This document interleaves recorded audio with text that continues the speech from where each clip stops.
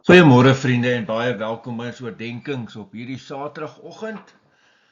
En as jy nou naby Ladysmith omgewing is, kom maak 'n draai daar. Ons is besig om vir Wenen gemeente daar vleis te verkoop. En as jy nou naby aan Nottingham Road is, daar is 'n groot mark vanoggend en Mooirivier Escort gemeente is weer besig om pannekoek daar te verkoop. Gaan ondersteun hulle daar as jy daai kant is. Maar ons gaan voort met Lukas 9. Onthou altyd die konteks.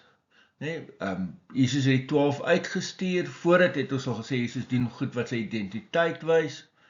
Nou, gister het ons gehoor van die vermeerdering van die brood, waar Jesus hulle kos gee. Hy doen dis presies wat God in die woestyn gedoen het, doen Jesus daar. En ons onthou nou tussenin dat Herodes half nuuskierig was en gewonder het wie is Jesus. En dan kom ons by vers 18. Op 'n keer toe Jesus alleen gebid het, met slegs sy disippels by hom, het hy hulle gevra, wie sê die mense is ek? En hulle het geantwoord, Johannes die Doper, maar ander sê Elia, en ander weet dat een van die profete van ouds opgestaan het. Hy sê toe vir hulle, maar julle, wie sê julle is ek? Petrus het geantwoord, die Christus van God. Vriende, ons lees tot sover. Ongelooflik dat jy in Lukas hier baie keer sien, voor elke groot gebeurtenis is Jesus besig om te bid. Jesus het niks aangepak voordat hy eers gaan bid het en met sy Vader daaroor gepraat het nie. Ek weet nie waar het ons geleer of gedink dat ons nou goed op ons eie kan doen nie, maar dit pas nie by die evangelie nie. Jesus leer ons dat voor enigiets, gaan bid net eers. En hier draai die hele wending in die evangelie. Onthou tot hier doen Jesus wonderwerke en verkondig die koninkryk en skare stroom. Wanneer sy ware identiteit hier vir die disippels bekend gemaak word, dan draai die hele wending in die evangelie, want van hier af begin hy vir hulle vertel dat die Christus moet ly en dat hy gekruisig moet word.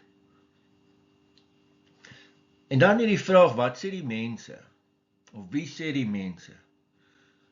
En uiteindelik draai Jesus dit om en sê, maar julle, wie sê julle is ek? En ek en jy gaan dit ook moet doen, dat ons heeltyd gaan moet terugkom na onsself en sê, maar wie sê jy? Ek en jy sê heeltyd die mense sê nie. Want dan gaan die ou mense van my kom vra, maar wie is die mense? En jy moet iewers op 'n punt kom waar jy sê, maar ek bely. En Petrus het bely die Christus van God. Het is baie interessant as jy dit in vergelyk met die ander evangelies. Lukas voeg hierby van God. Die ander evangelies het nie dit nie. Maar hier word beklemtoon dat Jesus die gestuurde van God is. Hy is nie hier vir ons politieke agendas of enige agendas wat ons het nie. Hy is vir God se agenda hier. En die Jode het eintlik gehoop, die Christus gaan hulle kon verlos van hierdie Romeine. Maar God se agenda is baie wyer. Hy wil nie net die Jode nie, maar letterlik die wêreld kom verlos van hulle sonde. En wanneer dit gaan oor Jesus se identiteit, dan besef Petrus hier, maar hy is die Christus. So mag ek en jy ook elkeen vandag dit bely en dit besef. Amen. Here almagtige God, baie dankie vir hierdie teks, vir hierdie ongelooflike belydenis. Hierdie belydenis wat uiteindelik die rots geword het, waarop u kerk gebou is. En ja, gee dat ons met alles in ons wese ook aan hierdie belydenis vashou. In die naam van ons Here Jesus Christus. Amen. Vriende, mag jy 'n baie mooi en 'n baie geseënde dag hê. Totsiens.